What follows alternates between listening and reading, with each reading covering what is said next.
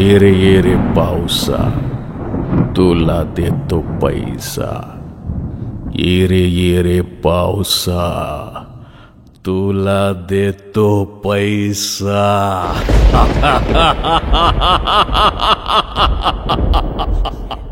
क्या बात है, क्या चीज है पैसा, क्या बात है, क्या चीज है पैसा, क्या चीज है पैसा, क्या बात है, क्या चीज है पैसा, क्या बात है, क्या चीज है पैसा, क्या बात है, क्या चीज है पैसा, क्या बात है, क्या चीज है पैसा. मंडळी, तुम्हाला प्रश्न पडला असेल की मी कोण आहे.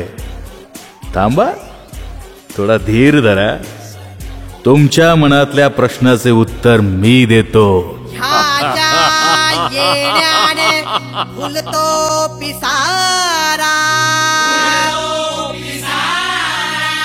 ह्याच्या साठीच आहे हा पसारा. बुडत्या नावेला इथेच किनारा, पैसा नाव ह्याचे, ह्याचाच खेळ सारा. ए बोल बोल बोल बोल, ज्याचा पैसा त्याची जय.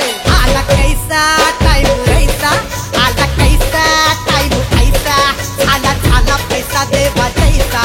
बोला ये रे पैसा. आला कैसा टाइम ऐसा, आला कैसा टाइम ऐसा, झाला पैसा तेव्हा जैसा. बोला ये रे पैसा. मी आहे पैसा. माझ्यात हवं ते करण्याची क्षमता आहे.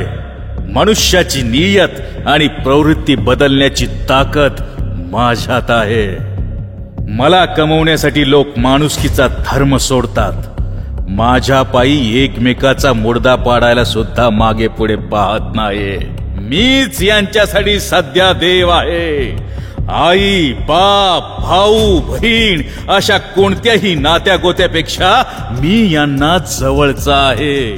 मी आहे तर यांच्या जीवनाला अर्थ आहे. मी नसेल तर यांच्यासाठी सारं काही व्यर्थ आहे. मी आहे पैसा. मी आहे पैसा. आज कोणी तरी दाबल का,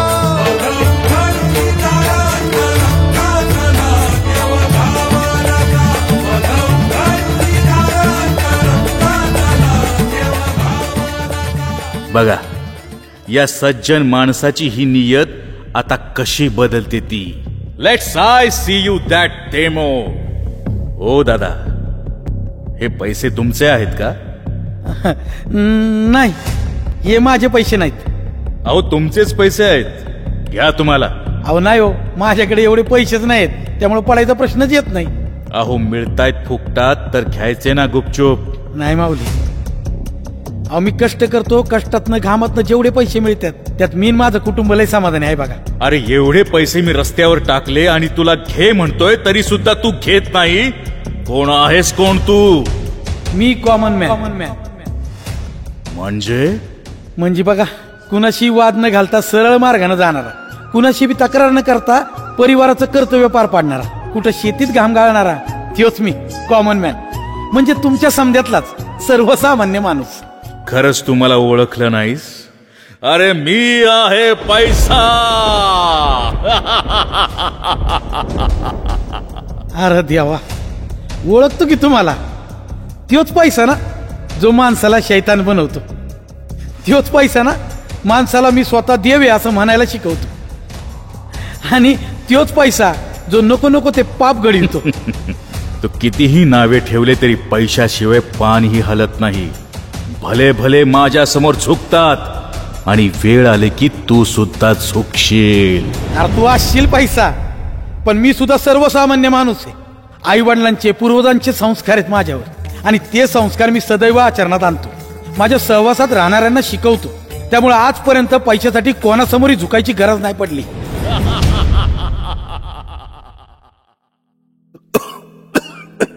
विजय, बरं झालं आलास. अरे मला धाप लागते रे. खोकला वाढतच चाललाय. मला दवाखान्यात घेऊन चल. अहो बाबा, डॉक्टरने ज्या गोळ्या दिल्यात त्या घ्या, म्हणजे तुम्हाला बरं वाटेल. आलं की झाली किटकिट सुरू. अहो, माझी 2 व्हीलर गॅरेज मधून घेऊन या बर का. अगं आणतो राणी, आधी एक आनंदाची बातमी ऐक. आनंदाची बातमी? अगं तो 3 BHK डन करूयात उद्या. अहो पण पैसे कमी पडत होते ना. हे बघ, आज एका बिल्डरला लिटिगेशन क्लिअर करून दिलेत, त्यातून 40 लाख मिळालेत. इथे बदली झाल्यापासून तुमची वर कमाई चांगलीच वाढली आहे बर का. राणी सरकार, बदली करायला सुद्धा 15 लाख रुपये दिलेत बरं. तेव्हा कुठे बदली झाली. अहो पण त्या बदलीमुळेच तर आपली स्वप्न पूर्ण व्हायला लागली आहेत ना. इथल्या वर कमाईतूनच 3 BHK घेतोय आपण. बाबा, मला तुम्हाला काही सांगायचंय. हे घर 30 लाखात विकतोय आपण. घर विकायचंय? अरे पण कशासाठी? मी सिटीमध्ये 3 BHK फ्लॅट घेतोय. हे राहतं घर सुद्धा तुझंच आहे ना, मग आताच काय गरज आहे बाबा? हो, गरज आहे, म्हणून तर विकून दुसरे घेतोय. हे बघ विजय, मी आत्ताच असं ऐकलंय तू नवीन घर घेण्यासाठी कशा प्रकारे पैसे गोळा करतोय. त्यापेक्षा ही प्रामाणिक कष्टातून उभारलेली वास्तू आहे. अहो, मग मी पण फ्लॅट कष्टातूनच घेतोय. अरे मी तुला चांगलं शिक्षण देऊन मोठा शासकीय अधिकारी बनवलं की तू प्रामाणिकपणे नोकरी करून लोकांची जनसेवा करशील. पण तू आजकालच्या भौतिक सुखाच्या हव्यासापोटी गैरमार्गाने लाच गोळा करतोय. 2 नंबरच्या पैशावरती घर घेतोय, त्याला कष्ट म्हणतोस तू? मुलाची प्रगती न बघवणारा एकमेव बाप बघतीये मी हा. सरळ सांगा त्यांना की त्यांची सोय तुम्ही वृद्धाश्रमामध्ये केलीये म्हणून. काय? वृद्धाश्रम? हो बाबा, राणी अगदी बरोबर बोलतेय. त्या वृद्धाश्रमात तुमची चांगली सोय होईल. आणि काळजी करू नका हा, दर महिन्याला तुम्हाला भेटायला येऊ. हा चल विजय, आपण ना बाबांचं सगळं सामान व्यवस्थित भरून देऊ. हा येतोयस ना विजय? पाहिलं सोहन, अगं काळजाच्या तुकड्यासारखं जपलं आपण आपल्या मुलाला. तोच आज मला वृद्धाश्रमात सोडायला निघाला. त्याला बापापेक्षाही पैशाची मोठी किंमत आहे. अगं हे घर बांधताना तू मोल मजुरी करून मला पैशाचा हातभार लावला. ते आपल्या घामातून उभारलेलं घर तो विकून चाललाय आणि खोट्या मार्गातून लोकांकडून लाच घेतलेल्या पैशातून मोठा फ्लॅट घ्यायला निघाला. सुमन, अगं हे दिवस पाहण्यापेक्षा मरण आलं तर बरं होईल. घडी भर तू थांब जरा, ऐक त्याची धापर. लई अवघड हाय गाड्या, उमगाया बापर, उमगाया बापर. ओ कॉमन मॅन, तुम्ही तर भावनिक झालात राव. बघितलं, इथंच जर त्या वृद्ध बापाकडे कोट्यावधी रुपये असते ना, तर याच मुलाने आणि सुनीने त्याला आणखी सांभाळले असते. स्वामी तिन्ही जगाचा, आई बापा विना भिकारी. हे संपलं आता. स्वामी तिन्ही जगाचा, पैशा विना भिकारी, असं झालंय आता. आणि हेच कलियुगातील अंतिम सत्य आहे.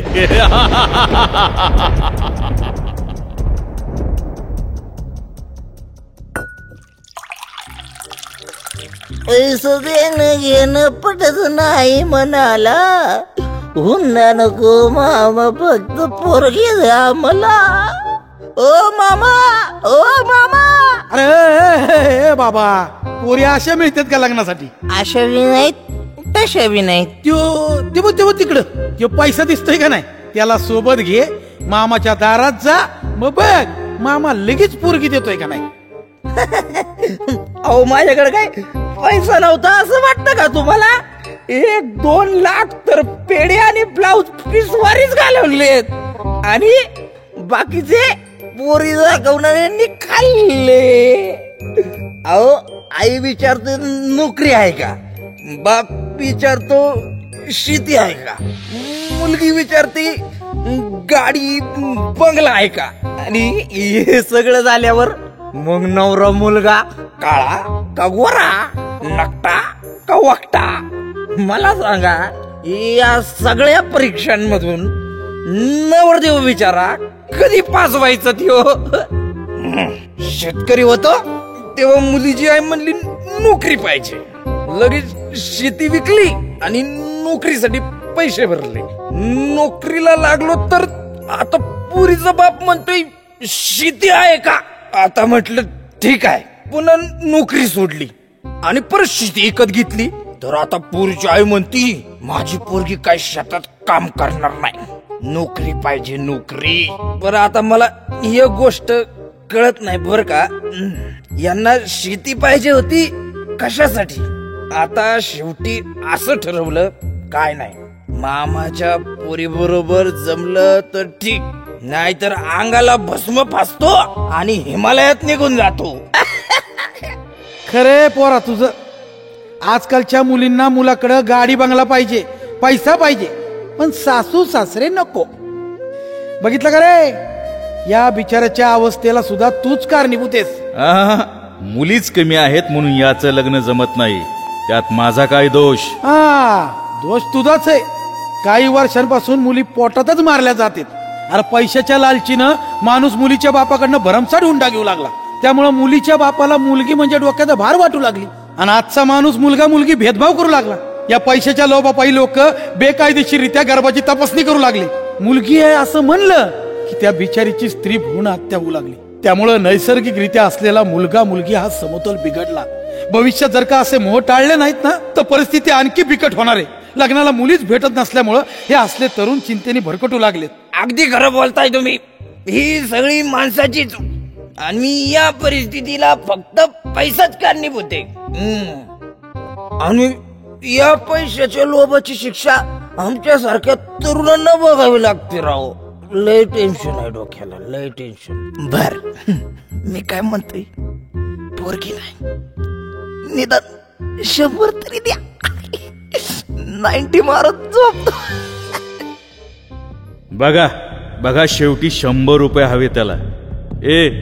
इकडे रे, त्याच्याकडे कुठे पैसे मागतो. It's common man. हे घे पैसे, आयुष्कर. बर.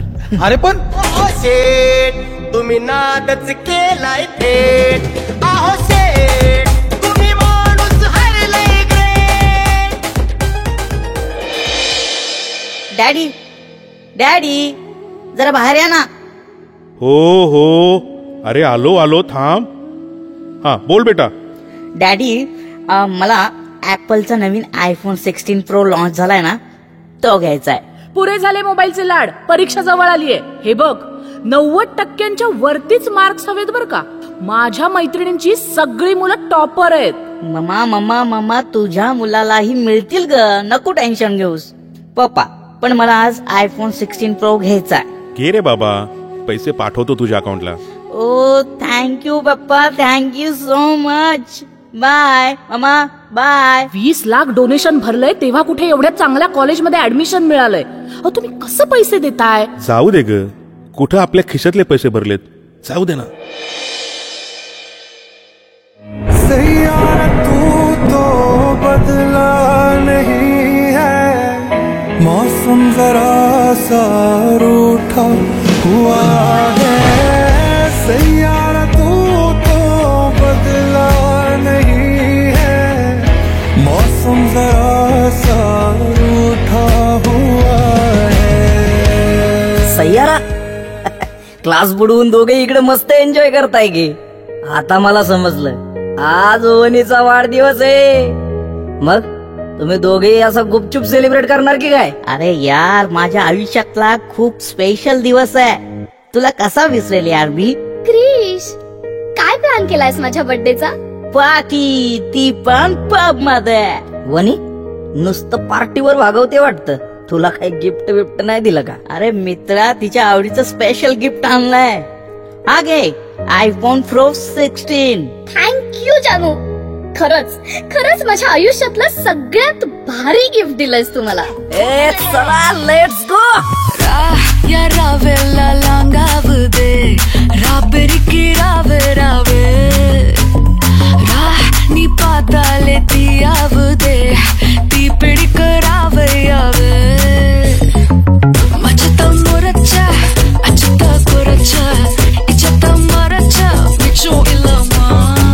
मचमे नुवया, अचमे लेदया, इचमे नेनया, बिचो एमया. वाह नु कावालया, नु कावालिया.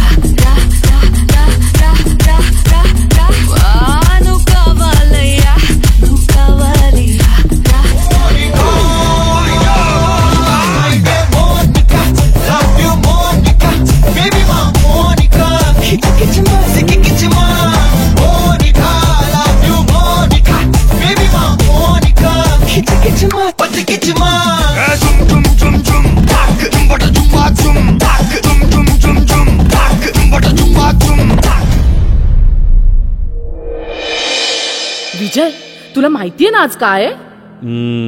आज तुझा वाढदिवस असेल? नाही रे. मग क्रिसचा वाढदिवस असेल? नाही. मग मला माहित नाही, तू सांग. अरे आज आपल्या क्रिसचा फायनल एक्झामचा रिझल्ट आहे. काय दिवे लावतोय ना काय माहित. फर्स्ट क्लास नक्की मिळेल माझ्या क्रिशला. हे बघ, चांगले मार्क्स मिळायलाच हवेत, नाहीतर ना ही सगळी सोसायटी हसेल माझ्यावर.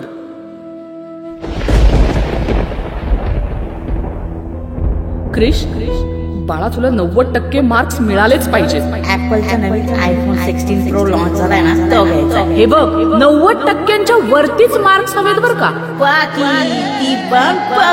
आणि माझ्या मैत्रिणी ज्यांची मुलं टॉपर्स आहेत ना, त्या सुद्धा माझ्यावर हसतील त्या किटी पार्टीमध्ये. अरे मित्रा, तिच्या आवडीचं स्पेशल गिफ्ट आणलंय. उठ रे बाबा, अभ्यास कर. देवा, अरे अरे कसं व्हायचं याचं? काय दिवे लावणार आहे ना आज, काय माहिती बाबा. क्रिश, इथे काय वेड्यासारखा बसलाय? अरे मी सगळीकडे शोधून आलोय तुला. कोण? आन्या, आन्या तू यार. नाही रे, तुम्ही सगळे चांगल्या मार्काने पास झाला यार, पण मी फेल झालो ना. ए अरे असं खचू नको यार, पुन्हा प्रयत्न कर पुढच्या वर्षी. मम्मी मला माफ नाही करणार रे. मम्मी डॅडीने मला हवं ते सगळं पुरवलं आणि मी निव्वळ टाइमपास केला यार. आणि बघ ना, वनी सुद्धा फोन उचलत नाहीये माझा.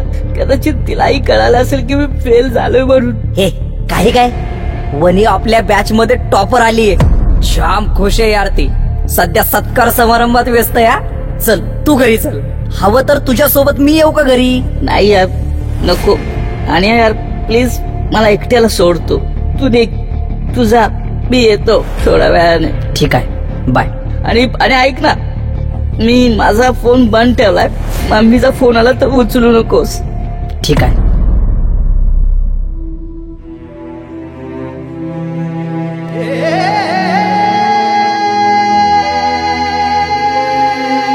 लेकरा थांब. सोडा.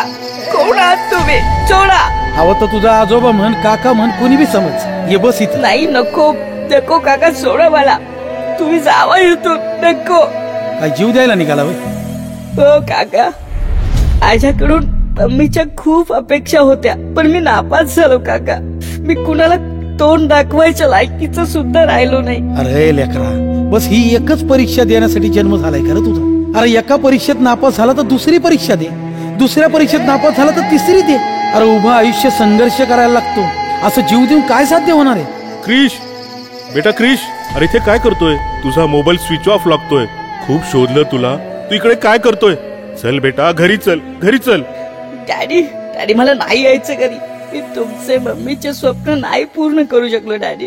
तू काहीतरी बरं वाईट करून घेशील या भीतीने मम्मी खूप घाबरली आहे आणि तुझी वाट पाहताय रे. चल घरी चल. विजयराव, थोडक्यात वाचला बघा तुमचा मुलगा. कोण तुम्ही? मला कसे ओळखता? अहो, तुम्हाला कोण नाही ओळखत. मोठे अधिकारी आहात तुम्ही. तुमच्या एका सहीसाठी लय लोक लाखो रुपयांची लाच देतात तुम्हाला.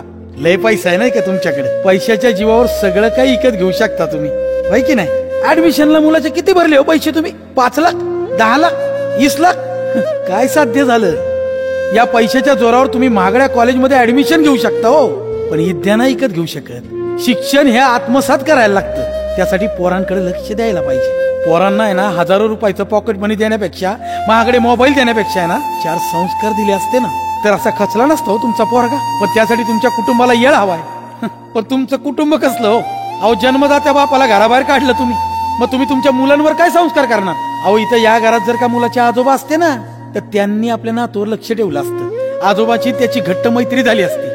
मग तुमच्या या पोराला लहानपणापासून बाहेरच्या मित्रांची गरज सुद्धा पडली नसती. कुटुंबातल्या म्हाताऱ्या माणसाकडे खूप मोठ्या अनुभवाची शिदोरी असते आणि त्यांच्या सहवासात राहून आपल्या पुढच्या पिढीला ते घडवत असतात. याला खरं कुटुंब म्हणतात. पण तुम्ही नवरा बायको, तुम्हाला मोठा फ्लॅट, मोठ्या सोसायटी हव्यात, पण बाप नको. आजकालच्या युगात कुटुंब, परिवार या शब्दांना काही किंमतच राहिली नाही. नात्यांविषयी ना प्रेम राहिलं, जिव्हाळा राहिला, ना आपुलकी राहिली. जो तो पैशाच्या मागे धावतोय. मग अशी संकट तुम्हाला भोगावीच लागणार. विजयराव, जे हित केलंय ना ते हितच फेडावं लागतं. दादा, तुम्ही कोण आहात? मी तुम्हाला ओळखले नाही, पण तुम्ही माझे डोळे उघडले. खरंच माझ्या वडिलांचा नातूवर खूप जीव होता. ते नेहमी त्याची काळजी घेत असत. मी माझ्या वडिलांची कुटुंबाला असलेली गरज नाही ओळखू शकलो. अहो, आजोबाच्या आयुष्यात नातू हा शेवटचा मित्र असतो, तर नातवाच्या आयुष्यात आजोबा हा पहिला मित्र असतो. देवा, मला माफ कर, माझी चूक मला कळाली. क्रिश प्लीज घरी चल. क्रिश काका थँक्यू, मला माझी चूक कळाली. डॅडी तुम्ही मला सगळं काही पुरवलं, पण मी फक्त टाइमपासच करत राहिलो आणि आता माझ्या जीवनाचाच टाइमपास झाला. Daddy I am sorry. मी घरी येतो, पण ना पहिल्यांदा आपण आजोबांना वृद्धाश्रमातून घरी आणू. शाबास रे पोरा. बघा जयराव, अहो मुलं असतातच जीव लावणारी, पण आपल्यासारखीच मोठी माणसं समाधानी आयुष्य जगण्यापेक्षा पैशाला जास्त जीव लावतात आणि तिथूनच आपला मार्ग चुकतो. तुमचं नशीब थोर आहे, कारण आता तुम्हाला पुन्हा नवीन मार्ग सापडलाय.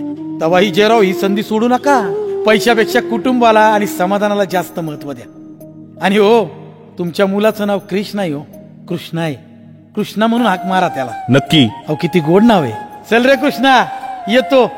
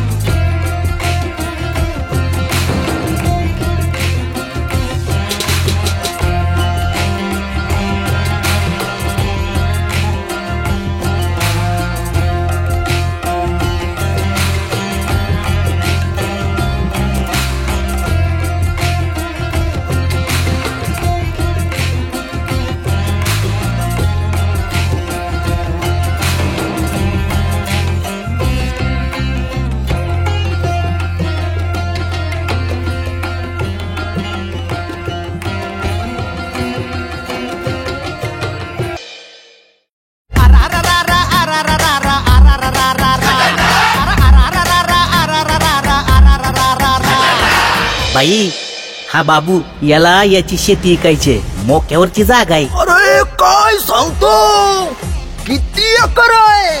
5 एकर MIDC रोडला. खतरनाक. अरे काय भाव निघतोय? जाऊन बघायला पाहिजे. अरे बघायलाच पाहिजे. ये बघून होऊ दे तुझ्या दोस्ताला मला माल. बाब्या, अरे भाई जमीन घ्यायला तयार आहे तुझी, पण तुझा बाप विकून देईल का?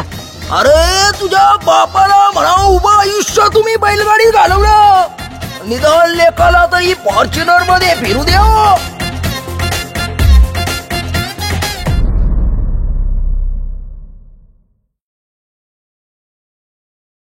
अगा आई गा आई, रामकृष्ण हरी. आबा व्हॉइस बोलायचं होतं. बाबू बोल की रे बाबू, काय महत्वाचं आहे का? हे बघ आबा, आता तुम्हाला काही शेती होत नाही, मसा आपण शेतीत समधी राबतोय, पण म्हणावं असं उत्पन्न होत नाही आबा. त्या परिस काय शेती इकून मोठा धंदा करावा म्हणतो मी. बाब्या, हे कसलं भूत डोसक्यात शिरलं रे तुझ्या? भूत नव घर आहे. आयुष्यभर शेती करून आपली परिस्थिती जिथल्या तिथंच आहे.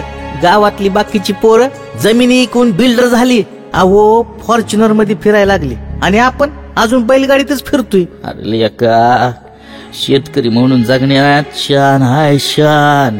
तुला बिन कष्टाचा पैसा पाहिजे वैर. अरे शेती इकून पैसा मिळेल, पण तो टिकायचा नाही. हे बघा आबा, अडवू लावू नका.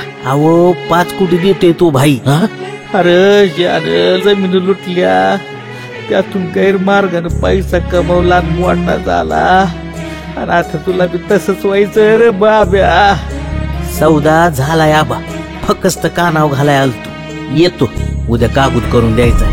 ए बाब्या, अरे ऐक रे माझं, अरे ती शेती तुझ्याच नावावर ऐक रे. अरे राव दे की रे तुझ्यासाठी, तुझ्या लेकरा बाळांसाठी. ए बाबा बाबा, अरे ऐक रे माझं. कीर्तीची ढाल दे नवी ती पंचप्राण, जीवारत ताल दे कर पलरान. देवा जळल शिवार, तरी नाही धीर सांडला.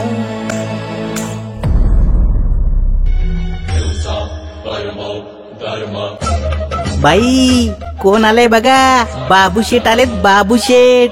भाई पाया पडतो, बाबू शेठ, बाबू शेठ या, बसा. काय घेणार, विस्की, वोडका की रम? बाई तुम्हीच काय घेणार ते सांगा. अहो सामना खर्च म्या करतो. मोठ बोलायचं नाही, कॉपी करायची नाही. मी आहे ना तुला पाजायला. बाई एक महत्वाची बातमी सांगायची.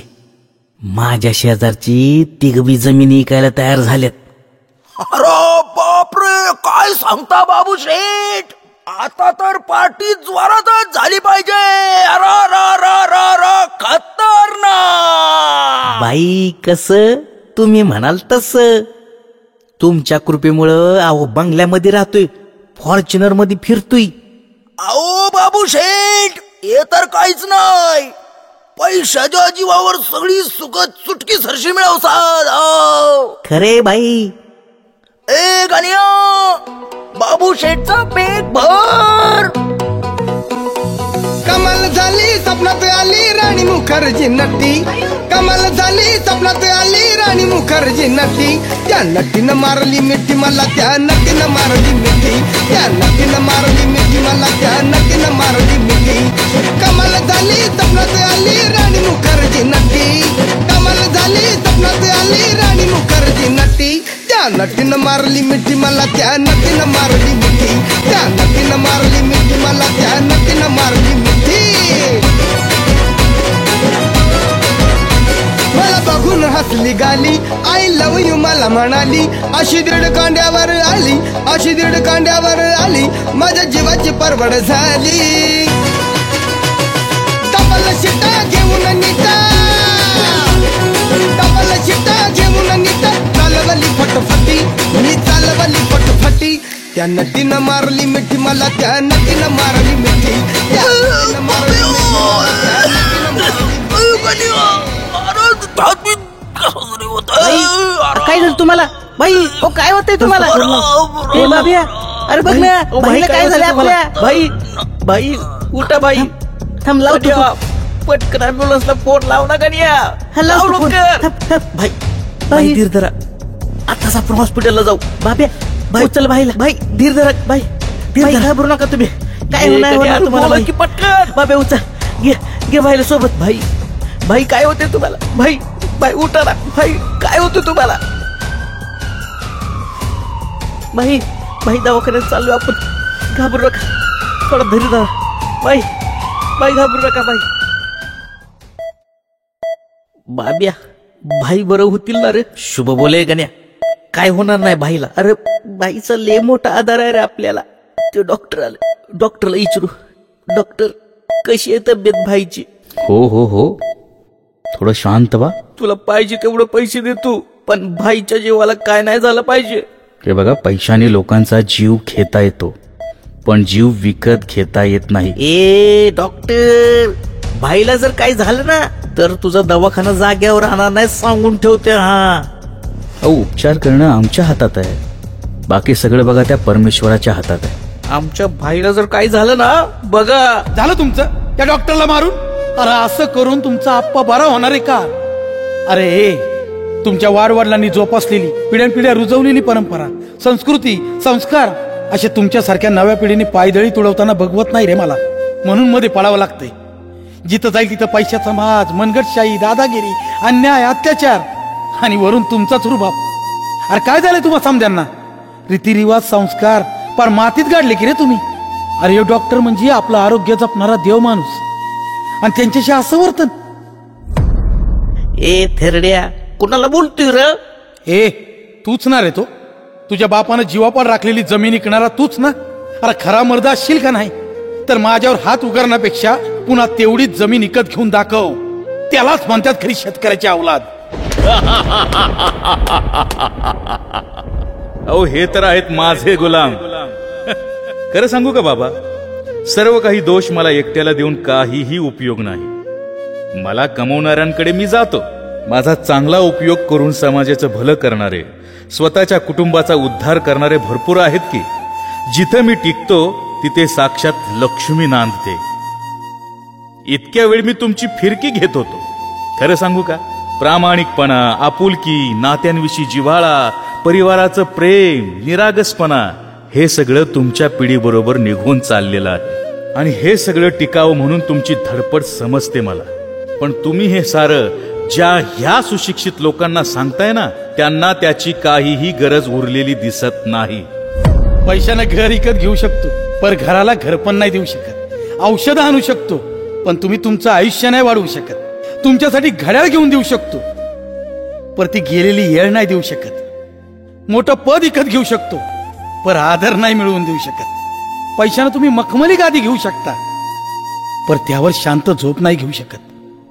म्हणून लक्षात ठेवा, पैसा म्हणजे समजा नाही. पैसा जरूर कमवा, पण त्यासाठी आयुष्यातले सुंदर क्षण गमावू नका. पैशाची पूजा जरूर करा, पण पैशाचे गुलाम होऊ नका.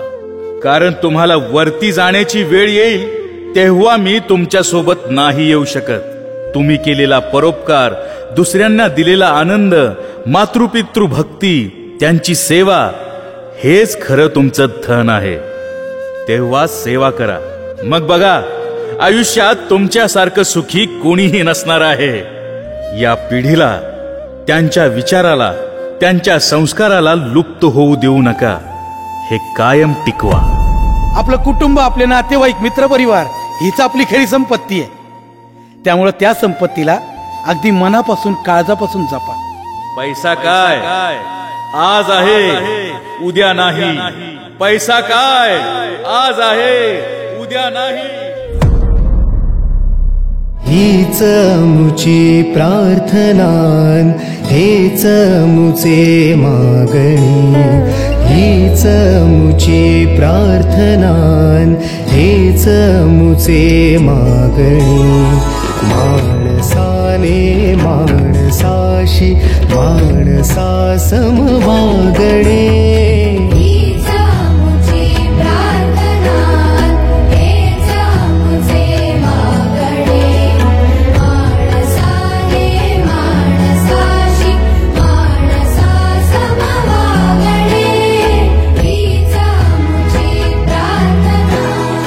सादर केलेला देखावा मी पैसा बोलतोय.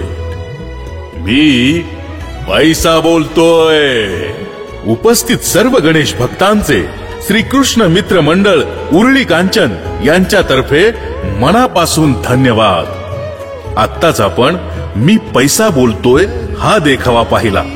आपण दिलेल्या उत्स्फूर्त प्रतिसादाबद्दल पुनश्च एकदा मंडळ आपलं शतशः आभारी आहे.